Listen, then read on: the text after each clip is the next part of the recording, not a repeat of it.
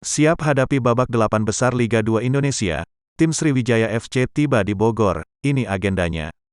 Setelah sebulan lebih berada di Pekanbaru, tim Sriwijaya FC bertolak ke Jakarta ke Bogor siap menghadapi babak 8 besar Liga 2 Indonesia. Diiringi hujan, Muhammad Nur Iskandar dan kawan-kawan meninggalkan Hotel Davam Riau menuju Bandara Sultan Syarif Kasim II Pekanbaru, Riau, Jumat, tanggal 10 Desember tahun 2021.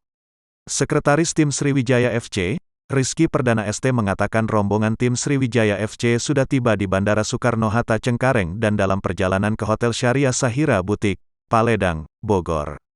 Sementara bus tim Sriwijaya FC yang sejak kemarin siang berangkat dari Pekanbaru diperkirakan Sabtu sore atau malam tiba di Hotel Syariah Sahira Butik, Paledang, Bogor.